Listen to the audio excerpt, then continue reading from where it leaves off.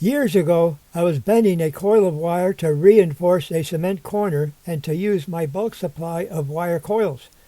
Bending rings midway fit that time and place. Suddenly, an instant bowl or dome surprised me instead. Through decades past, I tried to get creative jobs, or at least to explore innovative ideas at home with raw materials which I could afford, materials like rings and cement. I am grateful that I could explore such ideas even at this humble homemade scale, even while my mind expected that this work could fit a larger scale of distribution. I reproduced this coil bending experiment recently to compare physically sprung wire coils along with other models from our Institute membership. We are interested in sharing both physical and virtual structures at our public meetings. I felt these wire forms are well defined as successional paraboloids. In a world of ideas, we love to integrate wider perspectives harmoniously. Before I start the video, I'll just explain the scene. Behind my background, which will be more evident later, is this ferrous cement dome I made with rings. And when I was making these rings, I make them with this steel wire, which you see in my hand. And you see some in the background on the table are some other spool coils of this wire. It's a high tensile welding wire. It just happens to be coated with a very little bit of copper, but it's not really made to do anything else than improve the electrical conductivity when you're welding. Anyway, it's mostly steel, and it's very springy.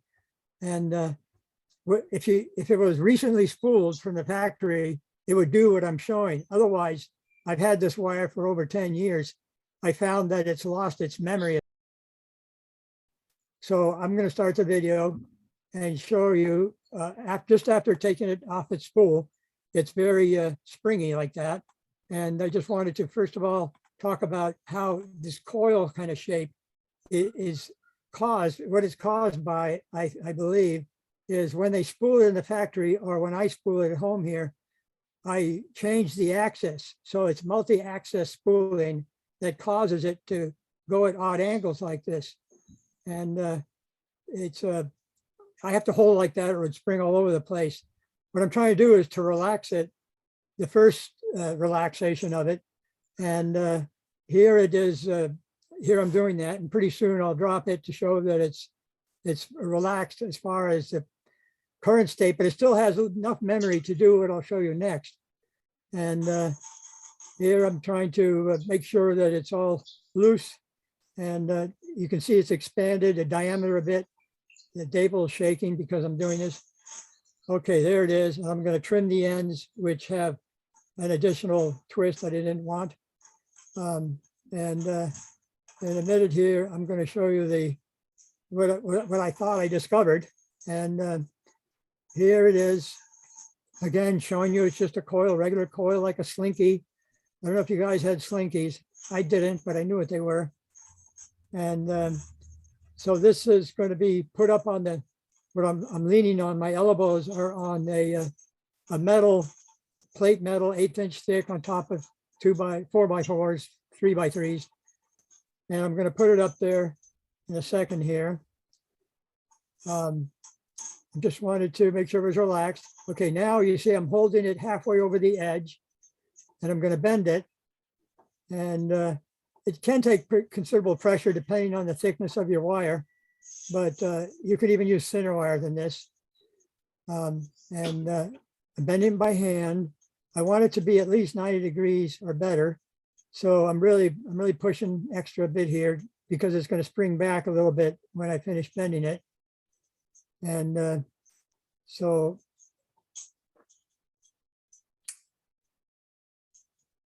okay, here's the bent. Okay, it's a little bit more than 90 degrees. And by the way, I think that's a paraboloid or set of them. As soon as I throw it down like that, you see it makes a dome. And that's the instant dome. It's made of all these little paraboloids. And that's how I see it. And I think it's due to sort of a latent memory it has. Just enough memory to make it spread around like that. That's from one of the secondary pre-bendings that occurred. It just has just enough memory to do that. I don't know if this would be applicable on a large scale. Like if that was a large dome you could walk in, that would be huge pieces of steel, and you would have to bend them freshly. That would take quite a bit of machinery, I think. Okay, that's the video. Has anyone thought of any comments or question? Please speak up.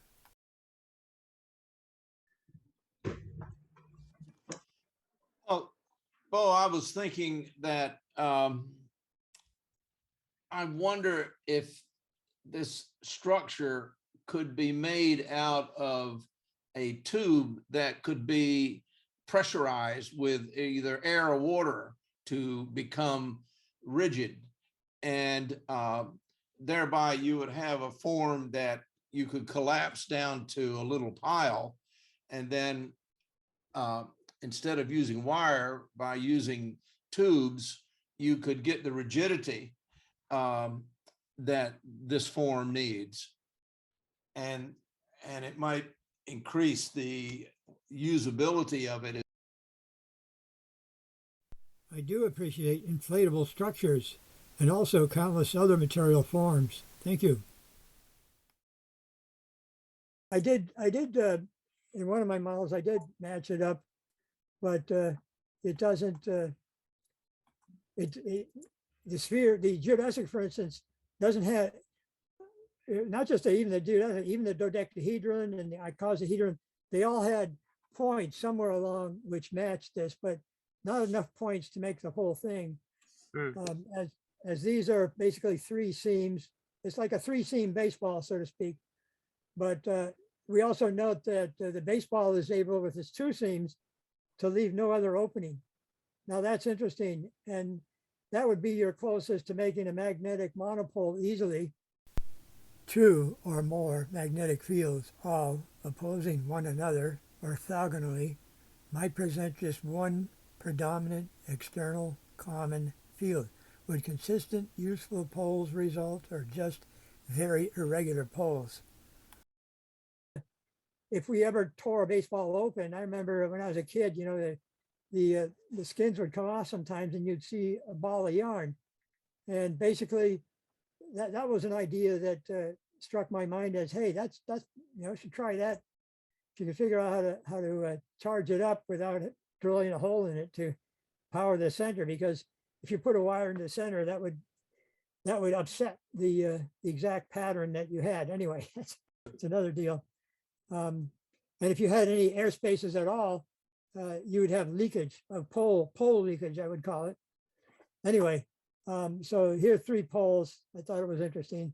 And the time I did this was probably somewhere along the same time as Gary was doing his work. And I thought it was interesting that they both landed. When I saw Gary's video with the shape that was very close to that, I thought that was amazing.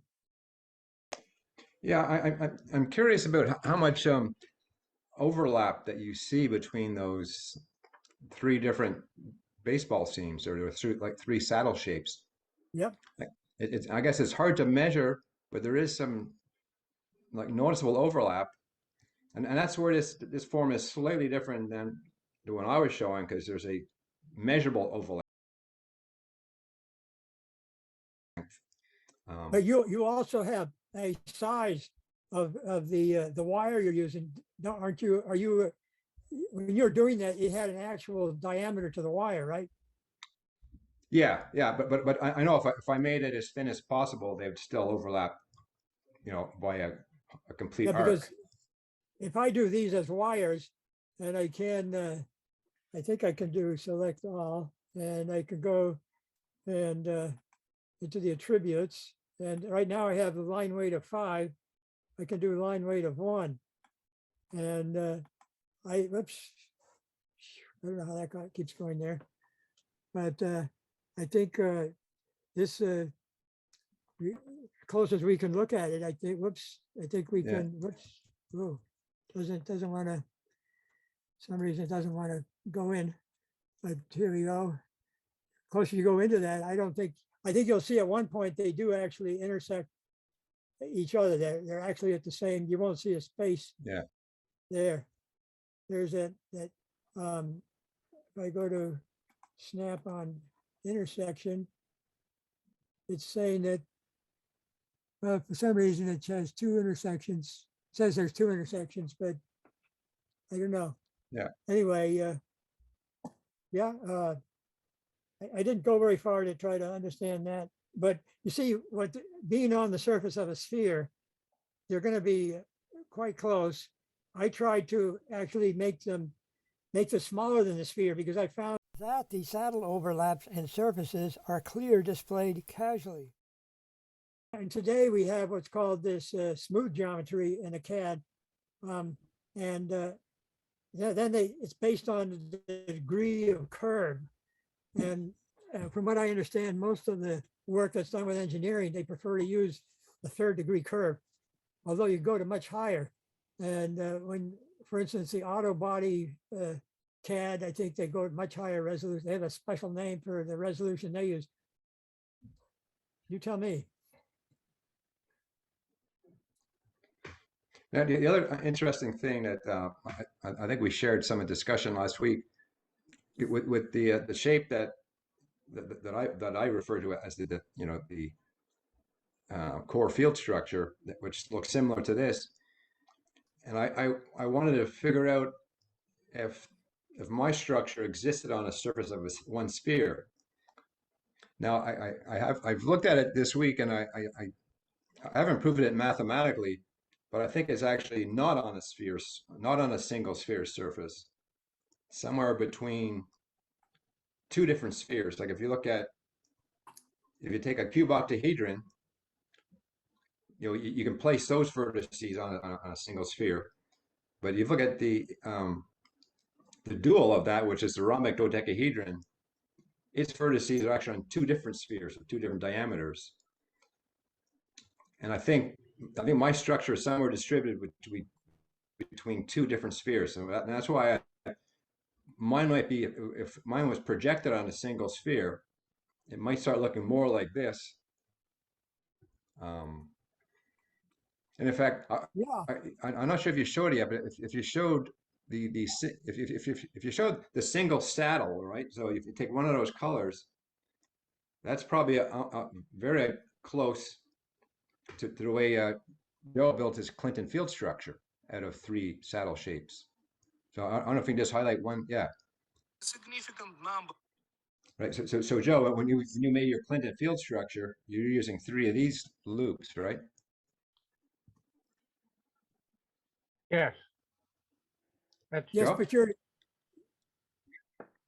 you twine them together, don't you, Joe? Did you twine them together? Twine? well, I think you Yeah, can I do think in it. Joe's case, the weaved. The ones that I did was a weaving. Yeah. But at the same time, I think they could be basically left as single elements and tied together.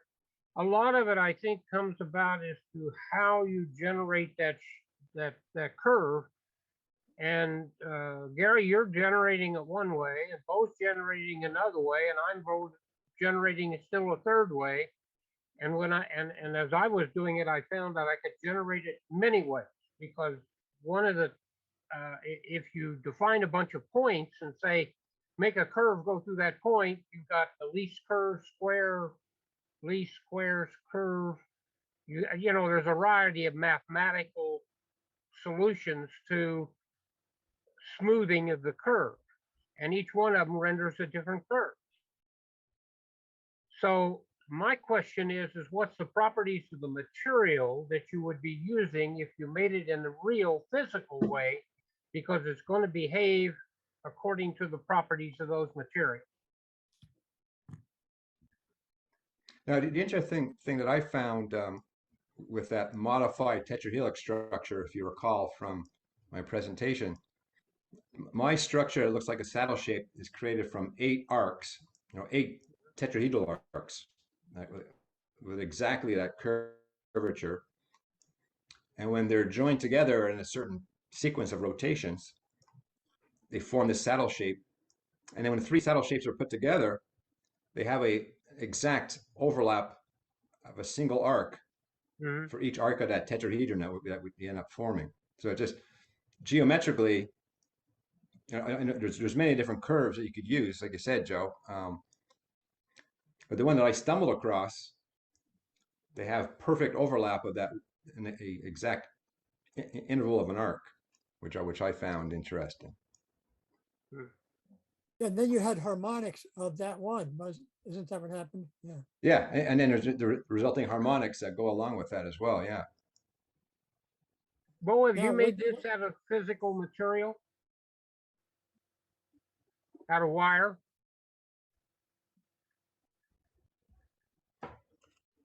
Gary, you're being asked. Oh, no, did you ask Bo what material you Bo. used to make this? Oh, no, I didn't make it. I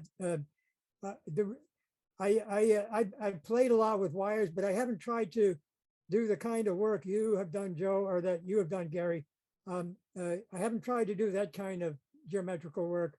My geometrical work is this, and then the ring work, when I work with rings, and it has a different objective when I'm working with those rings for reinforcing ferro cement or for making the concrete and things like that. Or in the electrical coils, I'm stuck with what you guys are working with. I haven't tried this particular winding. No, I have not. I have tried what I took different approaches with the electrical, and it was basically, I call it multi-axial, like multiple axles, so to speak. And that's how I viewed all this. So when you get the curves, you're actually introducing multiple axles if it's not flat. And I did a lot with that with electronics on that. And that was the thing that became most interesting to me. How do you work with multiple axles? And what if you mimic the magnetic field which goes around the wire? What if you mimic that with the same coil itself? You have the coil wind around it, all these kinds of things. And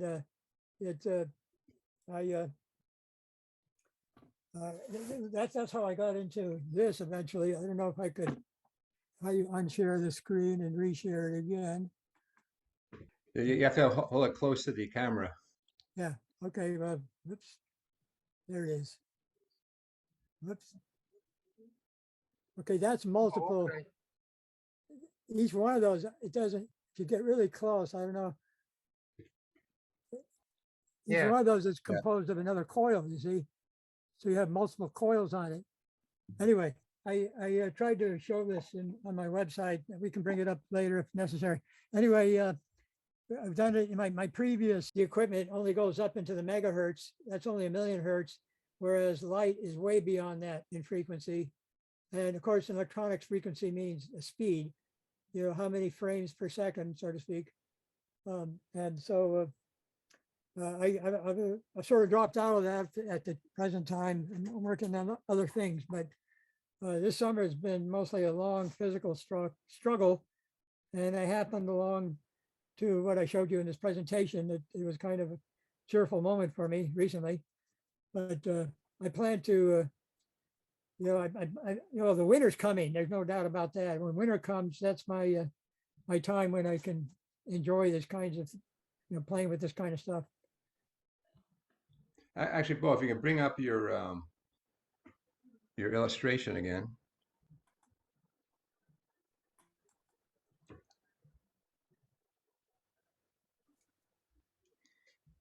And if you enable the 3 saddle shapes. The other interesting thing with this structure is at those overlapping points, you can actually make a smooth transition. So it has 2 lines converging and then diverging after, right? Yeah, At those overlapping points, in theory, it could make a choice and go left or right. Right? absolutely. So you make can a make it smooth, continuous. That's Yeah. how you'd make the series, make it one wire, so to speak. yeah. I can see, at least in my example, there's 4 different configurations. It could be one single loop. Mhm. It could be 2 loops, Yeah. Right. 3 loops, or 4 loops. Right? There's actually 4 different ways that you can reconfigure the structure. It'll look visually the same thing, but the circuits will take, be, changed in at least 4 different configurations. Well, And I think that has some interesting, I think, application in the physical world. if you applied a current through those 3 lines, right now, let's talk about it as being 3, not a single loop or 2 loops or whatever. Let's say you had 3 loops, or let's go back to 2 loops. If you had 2 loops and you introduced an electric current through those loops, what happens at that crossover? Yeah, you get a mix of places where they go in the same direction, and Right. other cases where they go in opposite directions. And you have to map. I've actually mapped them out in a couple of cases. I don't think you can ever get it where they all go in the same direction, but there's some mix of opposing or same direction that I think has Yeah. interesting properties as well. Yeah, Here like I've that. added the direction of flow, which speaks to what you're speaking about. And if we go around and look at each one, we can decide, whoops, sorry. Yeah, looks like if 3 are in the same direction and 3 are in opposite directions. Those are opposite, the ones in the Yeah. middle. And I say the top 3 edges are opposite, and the 3 bottom ones are in the same direction. Do you have a sense of what the field, the magnetic field is around those areas? yeah, they just basically, to my thinking, you can have wires next to each other and have 3 separate magnets, and they will basically, the wires will be in opposing directions. That's true. But you can also play with this by changing direction. I can't remember how to do that. Let me think. If you select one of them, let's say the yellow one. Okay, when it's white, it means it's selected. Then I go and see, how do I do that? Yeah. Reverse direction. No, it's not here. Whoops. There's a tool for reversing directions somewhere here. But if you get, here it is, reverse. There. So I can see how I'm reversing it back and forth. Yeah. Right. Yeah, you can play with that ad nauseum, I suppose. Yeah, I think where they overlap in the same direction, you're going to get a stronger magnetic field. It's going to be like you're going to double the magnetic field. Where they're going in opposite directions, you probably get a field cancellation. Well, that's the cancellation is only right at the wire. But Right. if you go to the center of the circle, the magnetic field, I think, would stay relatively the same. I haven't experienced a loss of magnetic power because 2 electromagnets are next to each other. In fact, I think I'm pretty sure there's no problem at all. If you put a model like that into ferrofluid, what it would do to the fluid? I think it would just show it's like there's two or three magnetic fields, normal, otherwise normal display. But you tell me. Yeah, but now you've got a volumetric form, so you wonder what would you get attraction toward the center of that entire form, or you get a separation? I mean, what you get is if you got them all in the same direction, which you can do, I think. I mean, if you got all the polarities to face inward, like an isotropic, all directions coming into the center of the sphere, where the little triangular shape is, that would be the opposite pole, and it would all come out there. So you'd have 2 different shapes of poles. One of the poles would be large and slow going, and the little triangular ones being smaller, they would be forced more quickly and more densely. That's what I think you'd see. Do you think you'd have 2 different sets of poles?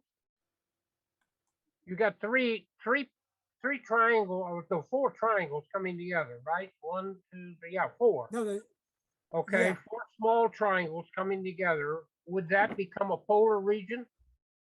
Okay, now here we are. Now you see, there's many ways to do this. In Yeah. this particular model, no two lines anywhere are single except in the triangle. None of the circular, so to speak, circuits are singular. They're always, I mean, there's only three of them that are, no, there's four of them. Okay, three loops. Sorry, I'm getting confused in my own words. So what am I trying to say? I think it's possible to cut these at the intersection and just make it all one wire. That's one thing I've been trying to say in the beginning. And when you do that, it would all just be one electromagnet.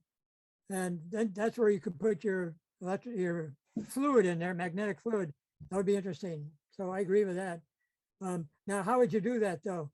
I thought even more interesting would be, we talked once about what if you could suspend tiny magnets inside little floating balls, and each little ball would be magnetized with the north and south because there is a little magnet inside it, and it would have flotation because you'd have like a ping pong ball around each of the magnets. They'd be tiny magnets, so much smaller than a ping pong ball.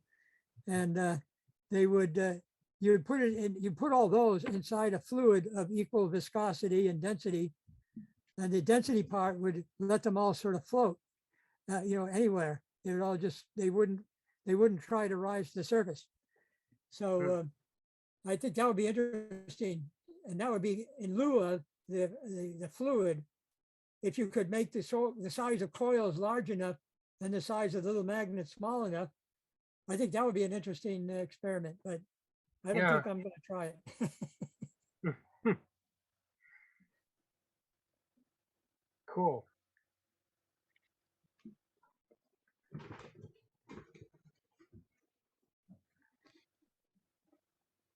But it's something very interesting about this structure where, three of us have independently come across it just by, playing around with geometry. Well, I think you Bo, guys. do you can have see any me plans to put some current, build this thing and electrify it? Well, Joe, you already have it made, or you do as well, Gary, right? I'm sorry. I've got some structures that I've. The thing that where it's hard to electrify it is if you're just using a single strand of wire, it's going to burn out if you put any amount of current in it. Yeah. So it becomes, you'd almost have to make each one of these saddle shapes would have to be 1,000 loops of Really? wire, or in order to you could actually, because when you have a power supply, it doesn't have infinite drive strength, so it's meant to drive with so much resistance.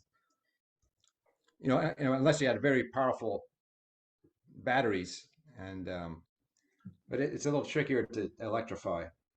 Yeah, but so the neat way to electrify is with pulse currents, or with AC basically, or pulse currents, which pulse currents sort of give you all that voltage, but only at a short moment of time. And so you could run high voltages through there. That's sort of what I was playing with until my generators burned out. I don't think they liked it very much, the generators. But that's like a dimmer switch we all use. The dimmer switch basically uses pulses to reduce the amount of power. And the power is what Gary's referring to. The power means it heats up. It melts the wire or whatever. But if each saddle shape was, multiple loops, you get it down to a resistance that you can use a regular power supply. And then that would also now have a sort of a transformer effect. So any places where they almost overlap, you're going to get interaction between, depending on the direction of the current. So there'll be some interesting effects going on. The tricky part is measuring it. So, the first challenge is to electrify it. And then the second challenge is, well, how do you measure what you're doing to see what's happening? It's another trickier part. Well, what I did with the frequencies was basically find that you get voltage. I call it a frequency multiplication, because it's not voltage, actually it's voltage reduction. You get very small outputs where you can analyze the signals, and they often have harmonics. Now, of course, the electronic technician is going to say, oh, we don't want harmonics. we always have to get rid of them. But I took it as a sort of a blessing, something to ponder on, something to search further. And to get the current up is another issue, but I agree with you, Gary, the multiple windings, you get into that. And then the other thing you can get into is to fill it with a magnetic material. And then that also increases the amount of induction. But once you do that, then you can't put any, you're limited to what you can put inside, but then you can leave holes, you leave holes in the center of each circle. So you can put your probes, your measurement probes in and so on. Yeah, that's cool stuff. I might go over there someday, but I haven't, my equipment's all kind of burned out at the moment. We're at 12 o'clock. Can we have some closing remarks, Bo? Oh, well, I thank you all very much for watching it. I'm just as happy to end right here and be punctual. So Well, thank we you. Thank you. Definitely. Thank you. This is quite interesting. Yeah, good job, Bo. Field Structure Institute presents Ideas and Models Weekly, usually followed by roundtable discussions during the following week.